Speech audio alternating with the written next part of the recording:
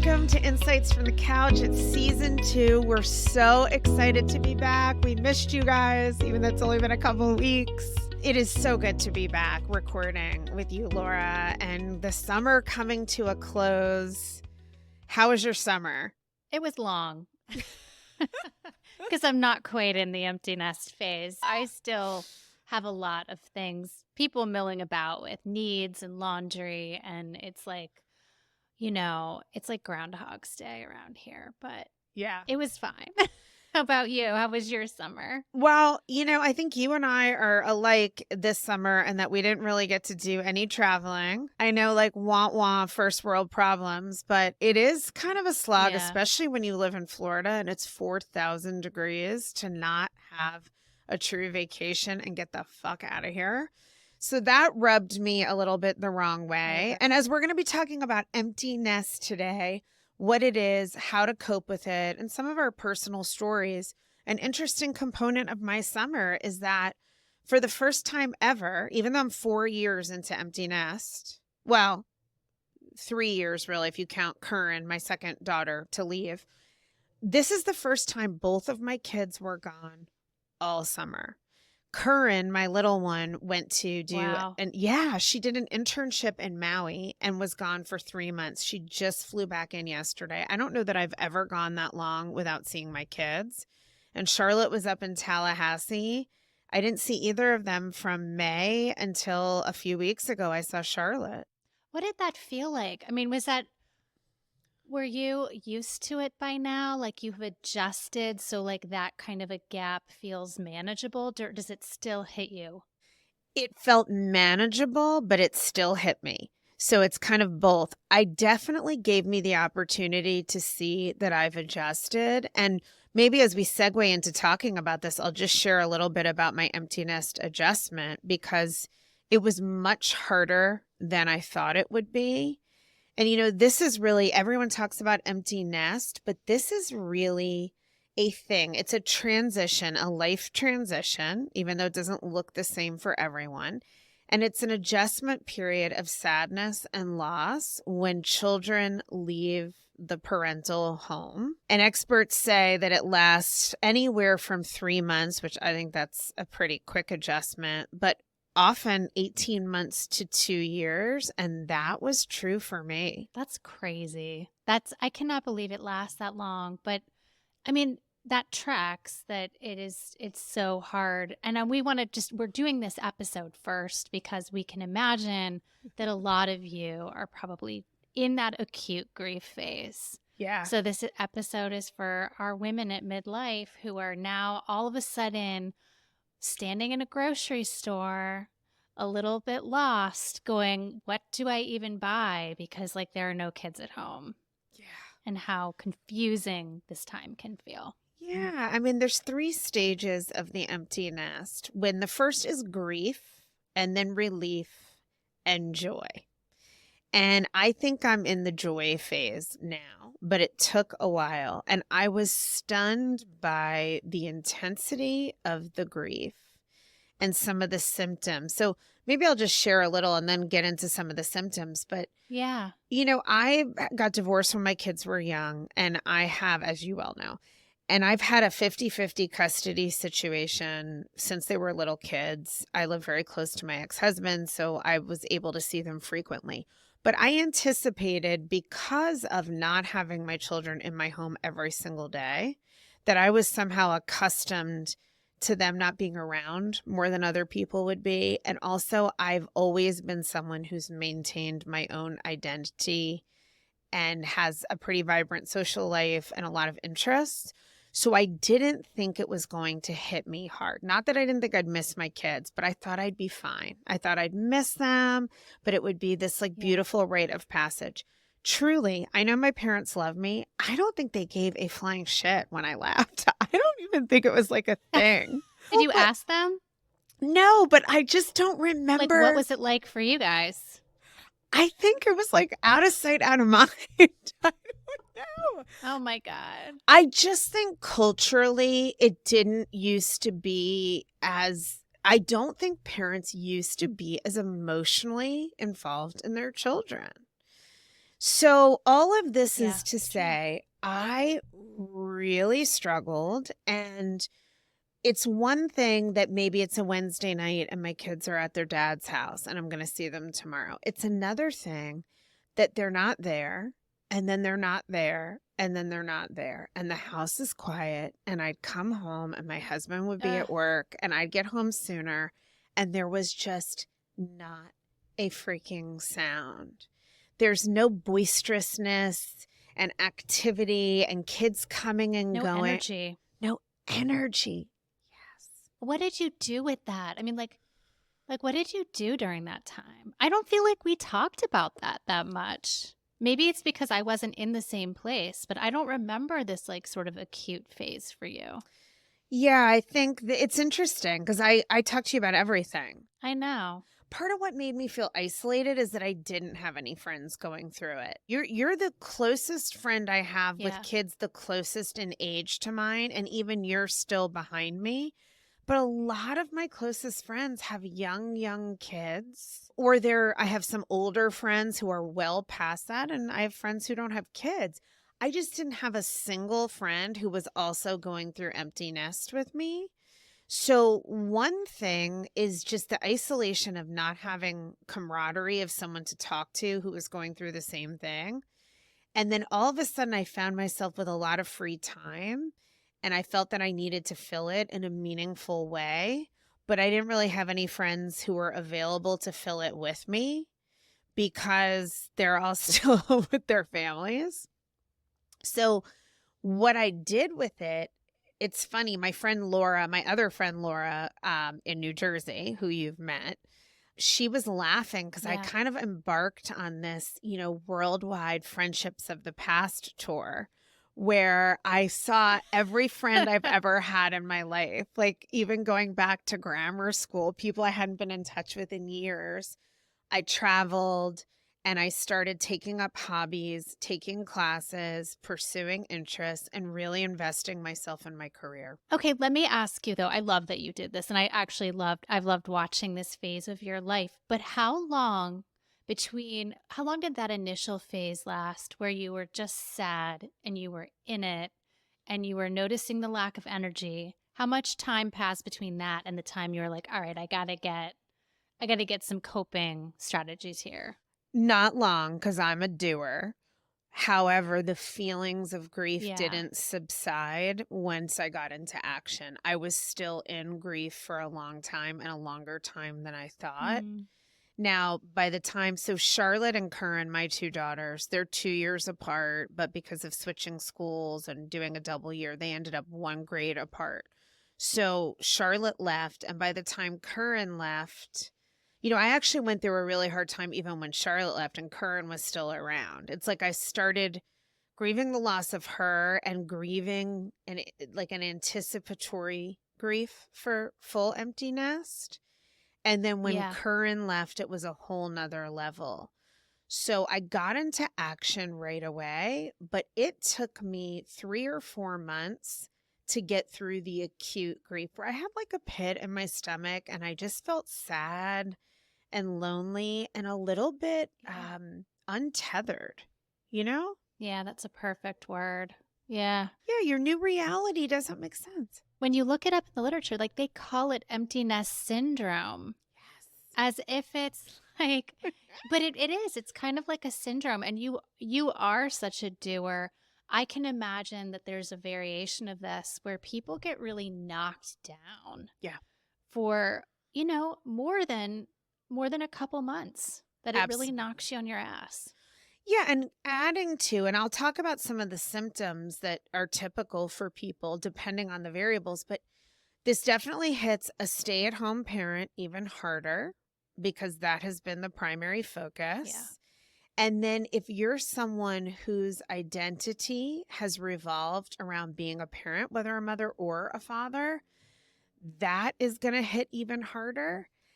And I think there's also, as we're more emotionally invested in children in today's world, there are parents who get most of their emotional needs met through their children. Yeah. They're not getting it through both men and women. And then you're really losing kind of your, Yeah. and not that that's necessarily healthy, but then you're also losing your primary source of emotional engagement and fulfillment. Yeah. I mean, there's a variation of this where women are the team moms, and they're traveling for sports with their kids, and Totally. they're so on the journey of them becoming. And so I guess the word's enmeshed. I mean, that seems a little, I think it's a huge thing that I see quite a bit where parents are primarily attached to their kids and they're not primarily attached to their partners. I know we've talked about this in other episodes, and it's a dreadful feeling Yeah. to all of a sudden be like, oh my gosh, I'm stuck with this guy, Oh, yeah. or I'm stuck here, and we are not connected. And it really, then that's a secondary layer of realizing I don't really have a great marriage. Oh, yeah. And a lot of people get divorced at that phase, or it's an opportunity to take stock of where the relationship is and potentially, as a positive, reinvest in it and start giving it some life and vigor. I have since met some empty nest friends, and it's really fun once you adjust, once you go through the syndrome. It sounds so pathological, and it's not a diagnosis. It's just a life stage transition.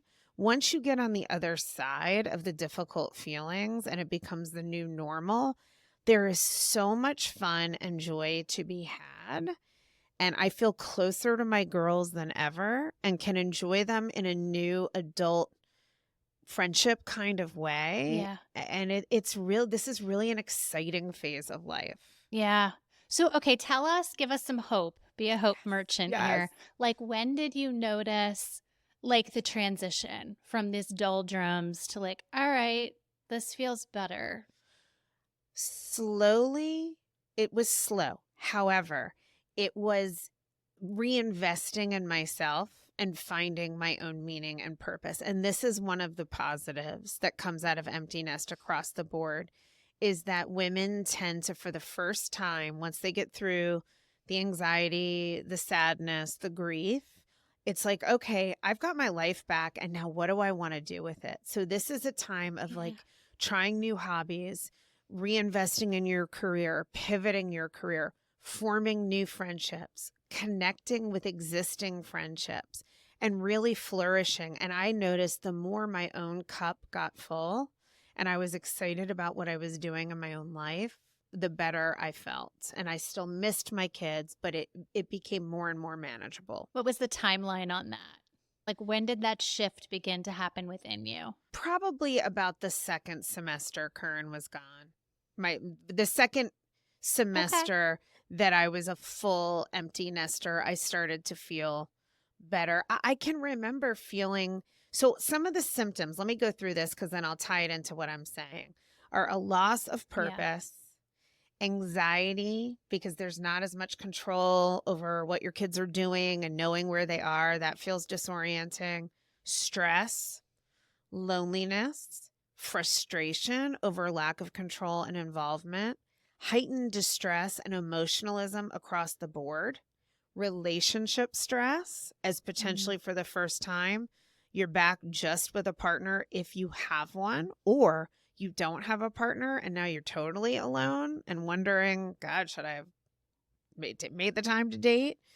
And then just a general sense of overwhelm.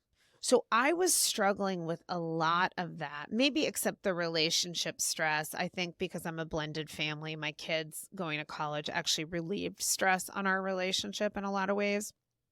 But all of the other feelings certainly were present. And, they just some of them have to kind of work themselves out and through, I think. And you then use that as an impetus, as an incentive to do something different. And so, like, when you're talking about it, because I just was recently talking to somebody who was going through a really tough time, and I was encouraging, reaching and getting out there and doing something new and getting into action. Like, sometimes action's the only thing that's going to shift a feeling. It was for me. Yeah. But she said to me, no, you're not understanding. I'm not there yet. I'm just so sad. And I wonder, how much space do you give the sadness, because I think you do need to just be in it for a hot minute. Oh, yeah, yeah, yeah. I don't see action as a way to avoid emotions. I meditate, I allow myself to Yeah. feel my feelings.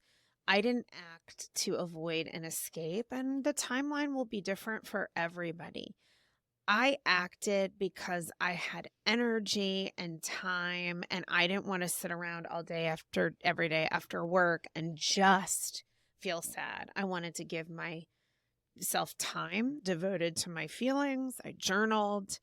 I really explored the feelings, but then I wanted to also start like, okay, not from like oh no, I've got to do something. I don't have my kids. More like, Right, right. all right, what's next? And let me start dabbling because I didn't know what was next.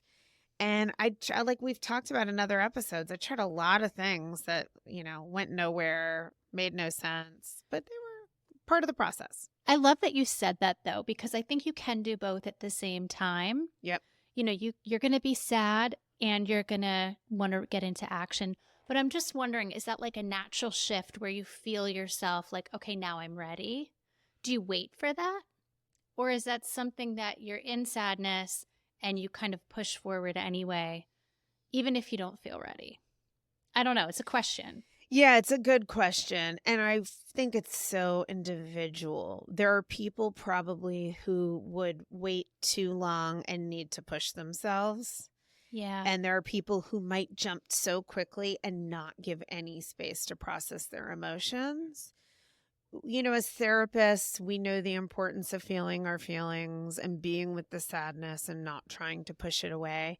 And I'm also an incredibly action-oriented person and have been my whole life. That's my personality. I jump into the day. I'm always what's next. I love trying new things. So some of the way I approached empty nest is just indicative of my natural personality. And there's a scenario here where we can definitely see that somebody would get really stuck here. Yes, So, and they do, and I they mean, do. Different personality types. Yes. And they do. And let's talk about then some of the negatives and then some of the positives about this. Okay. So, first of all, overall, I want to say this is a transitional period. We tend to talk about empty nest in a way as like, oh, I'm in empty nest, almost like now it's the rest of your life. And we're going to circle back to that because kids come back. It's like a boomerang, right? But also, this is really the empty nest syndrome is that short phase while you're just adjusting to the new reality of not having kids at home. So some of the negatives are, as you said, Laura, getting stuck in the loss and grief, and then really feeling lonely and isolated, particularly if your children have been kind of your whole world, if you don't already have an established social life. And then there's also, and I think this is underappreciated, the uncertainty and the lack of control. Parents and children, you talk about enmeshed, and I'm going to throw this back to you in a second to maybe define for our listeners, because I don't know if everyone knows that term as well as we do as therapists. But if you've been so rooted in every micro action of your child's life, which again was not the case when we were young, but is now. All of a sudden, your kid's gone. You don't know what they're doing, where they are. Are they dead from alcohol poisoning? Have they gotten fentanyl? Are they getting raped? I mean, I'm sorry to be extreme, but my mind for a while, I'm just going to own it.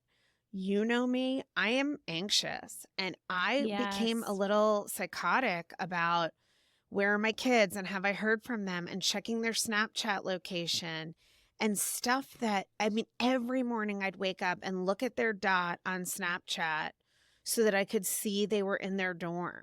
I mean, it was a little nuts. Oh my gosh. I know. And now it's not that I don't worry, but now I never check they're in their 20s. Time has passed, but I was every night when I'd go to bed, I'd think, oh my God, I got to have my phone on. What if something you just feel this crippling loss of control. Some people, maybe not everyone is as nutty as I am. And there's so much anxiety initially. There was for me. So those are some of the negatives. And enmeshment, just to define it for the listener, is that it is really, I love that you use the word rooted. It's when your roots, it's like you're plant bound in a small pot with your kids, and your roots and their roots are all like intertwined. And this is a whole period of putting them in their own little pot Yeah, I like and the letting pot. their roots kind of spread out. Yeah. And you have to then let your roots spread out. But for a lot of people, our roots are combined. But I also, to your point about the safety thing and like where are the Yeah. kids, the other piece is that not all kids are great communicators. Right. Especially boys. I've had women go through the empty nest and they're like, he never calls. Like they're so sad and they can't even get a call from the kid. Oh, So yeah. it depends too, like how great of a communicator is your kid. And to that point again, how anxious is your kid about leaving you? Because Yeah. sometimes you're getting anxious phone calls, crying. Yep. I hate it here.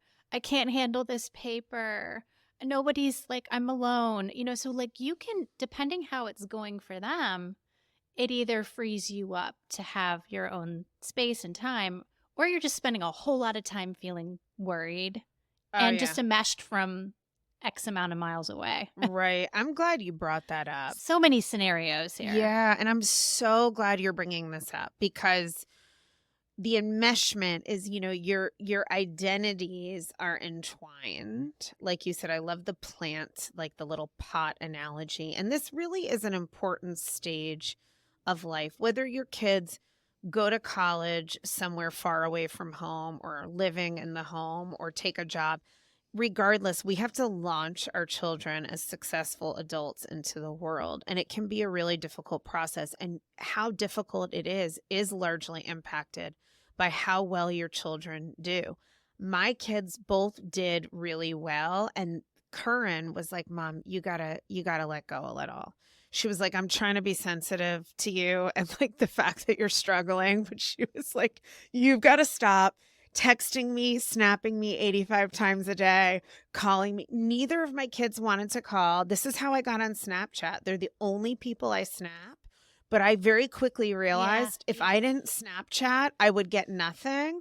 And so at least I could get these proof of life little like pictures, and that helped.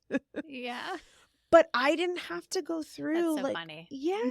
And now we still do that. And now they call like at first they were more extreme about wanting their independence. But you're right. I also have clients who their kid is struggling, their child isn't adjusting well to the new environment, and they feel powerless.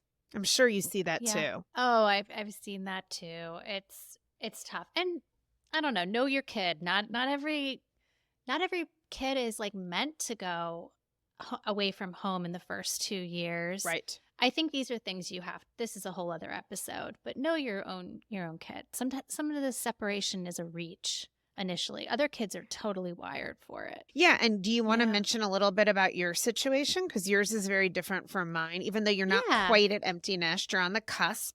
I'm on this long, slow, drawn out parenting. I'm on the parenting decline, but it's long and slow. And I have a daughter the same age as your daughter, your youngest daughter, and they're both the same year in college, but my daughter stayed locally to go to college. She's been in the home, but she's also been in an increasing phases of independence. So she has a boyfriend and she has a job. And so she's constantly kind of toggling in and out of the house, which is like really appropriate for somebody who's almost 22. So I've had a very slow, like her deflating out of the daily life and becoming more and more independent. And then I have 2 boys, one who's a senior in high school and will likely stay around for his first 2 years of college. So I probably am not divesting myself of him anytime soon. And then I have a junior in high school. So, and he probably will go somewhere. But I'm just, it's a little unsatisfying or dissatisfying in the way that like there is no clean break. It's like I'm pulled into my parenting role and then I'm pushed out and I'm pulled in. Yeah. And just when I think I have a little space, it's back. But I think it's nice. I mean, I'm not gonna be not grateful because I think I've gotten to kind of wean off parenting. I'm gonna get good and sick of it by the time everybody leaves. So I'll be ready. But, it is different. And I think in this economy, we're going to see a lot more of this. And honestly, other cultures don't even do it the way we do, I know. where it's like very definitive. You make a clean break. In other, in Hispanic cultures, you really keep your kids close Oh, yeah. until they're married.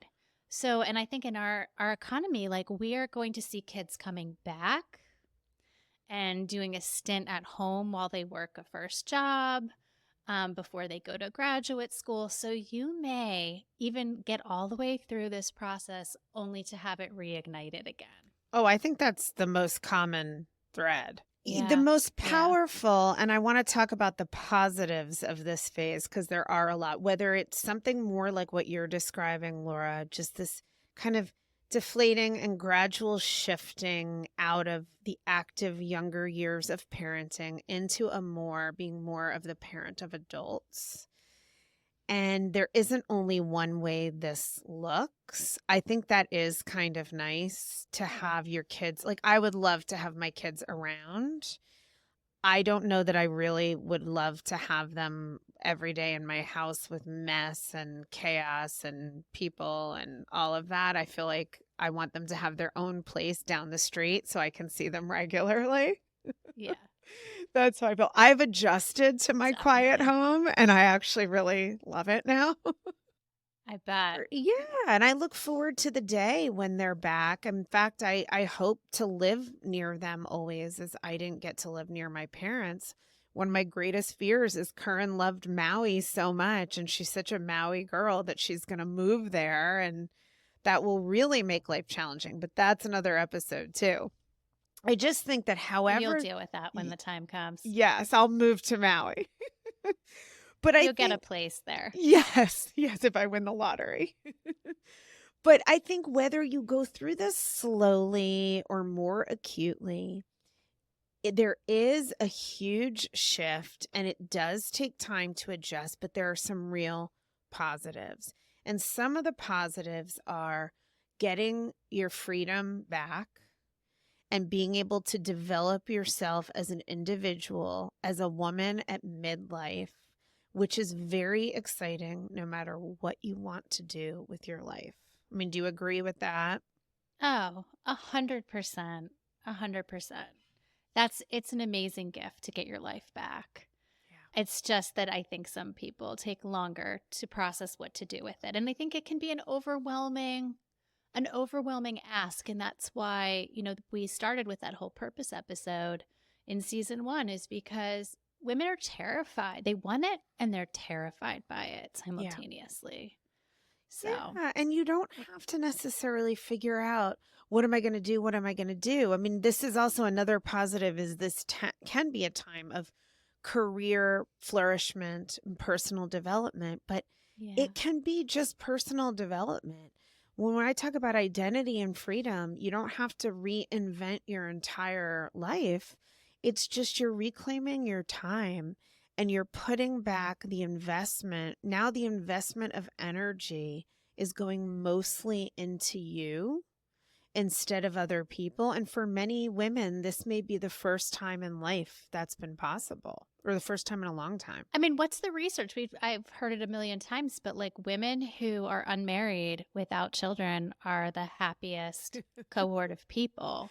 So this is the beginning of like getting a sampler of that phase where you get to, I mean, you may still have your husband around, but you have that opportunity to like explore and be your own person. Right.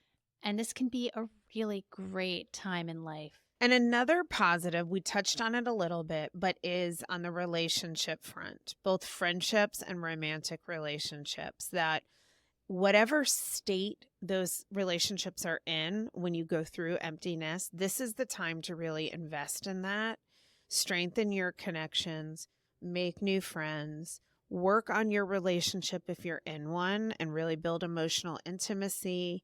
Talk to your partner about, what do you want to do with your time? This is a great time to travel. I mean, that's another thing I did that I haven't mentioned. I did in that first year or so, I think you remember this, I did a ton of traveling. I mean, I was just everywhere all at once. like, let's go here, let's go there, and Yes. that was fun and exciting. That's something a lot of couples enjoy post acute empty nest. But also, if you're single, this is a time maybe to really ask yourself, do I potentially want a partner? And am I putting myself out there? And if I'm not, is it because I'm afraid, which is normal and okay? But can I take some steps to move through that? Because we know that we need connection. And at any stage of life, it can't all come from our children. Absolutely. And that's a whole other episode, is dating at midlife. But I think that's another thing that can really compound that for people is my kids have been around for so long and I don't have a partner. And then you're like really feel existentially alone, Yeah, which can be really tough. absolutely. Yeah. Getting out into the world and even starting with friendships and feeling like you have a robust friend group. Yep. Is important. So let's talk about a couple of, before we wrap up, tips and takeaways. If you're in this phase of life, what you can do. Let's make them really explicit. I mean, you just said it. One is get out there and really work on your friend group and your connections, right? Yeah, get into real life. We've talked about this on so many episodes, but like, do you need to join your church? Do you need to join a club? Do you need to be in a book club? Do you need to walk with friends, or just begin to like explicitly reach out to people and solidify places in your week you're going to see people? I think we all need that, probably all of the time, but we really need it in these phases. And I'm glad to hear you say that as an introvert. We could have called our podcast like the introvert and the extrovert, because we're both so much those things. We're so distinctively different in how we approach and feel around social engagement. So I think this is a little harder if you're an introvert, but you got to push yourself because it's really important. And I try to encourage clients, find one thing that you love, that you really enjoy, where time flies. Let's say it's gardening or hiking or painting, whatever your thing is, eating, wine, I don't care what the hell it is. Find that thing and go find a meetup around that activity. Look and see if there's a running group, if that's what you're into. You've got to kind of push yourself to enroll in something as at least a starting point to see what kind of connections may be forged there.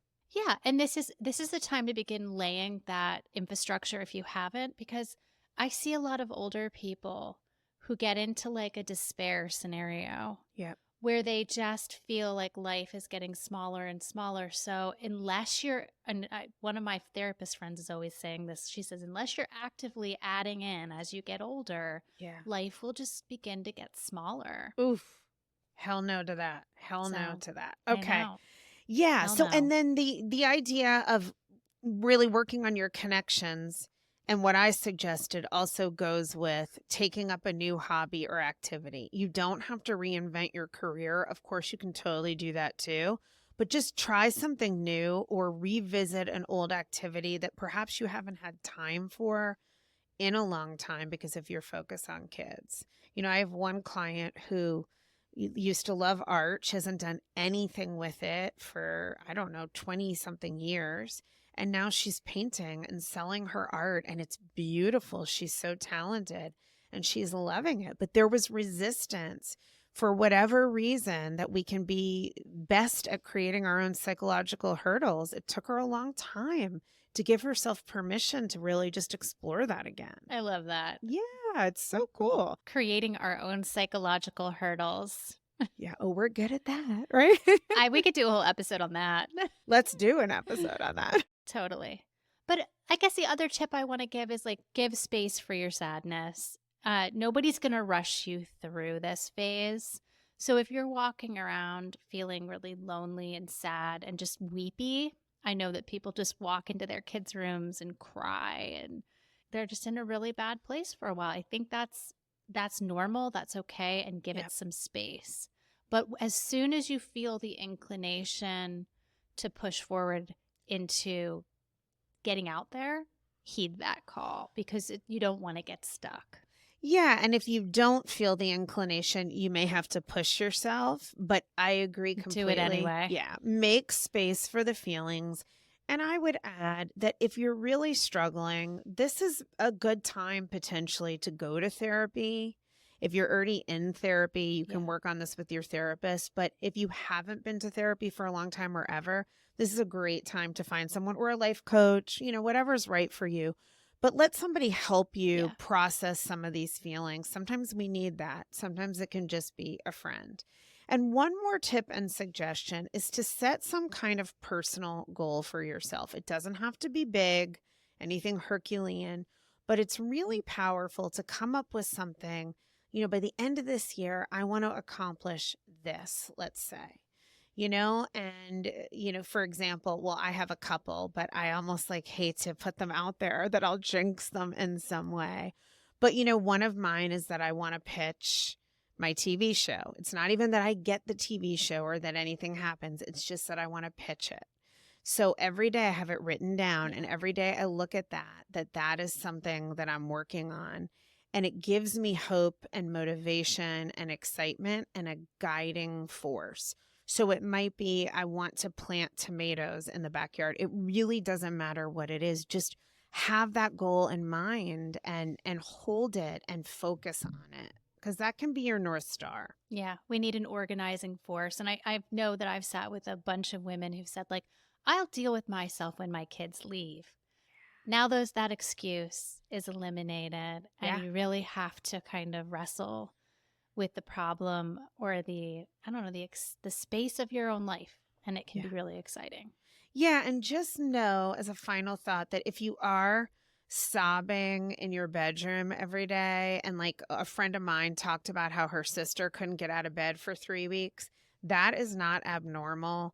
These are our babies, and it is hard for them to fly the coop, even though we're usually also super excited for them and to see them launch.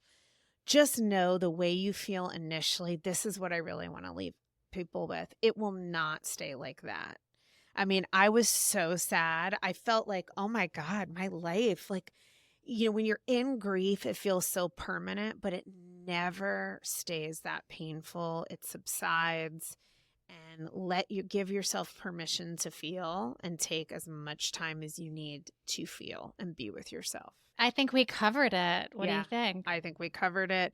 And I think it's popped into my head several more topics to discuss, and also just brought some comfort as I reflect back on how hard it was, that I can see where I am now with my girls in this place. I'm getting ready to go next weekend down to where Curran goes to school in South Florida. It's her 21st birthday, and Charlotte will be there, and I'll be together with them. She actually asked me to come for her birthday and go out with her and her friends. Normally when I turned 21, if my parents wanted to come, I'd be like, can you just not? Wow.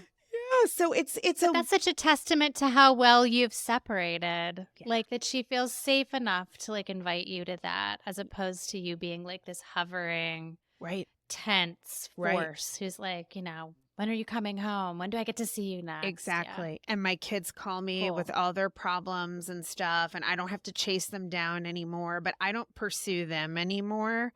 I let them come to me, and it took a little while to get there, but it's a beautiful phase. So I just want to instill that hope in everyone, that this does come to feel normal, whether your kids are still in your house or they're away at school. But if you're going through it, just know it's hard and you're not alone. We hope that you enjoyed today's episode and you got some insights from our couch. And if you like this episode, please follow, rate, and review with 5 stars. Pass it on to friends. And if you want more information, go to insightsfromthecouch.org, where we always have blogs and resources that relate to each episode, and reach out to us. We want to hear what you guys want to talk about, what your questions and concerns are. So we will see you next time.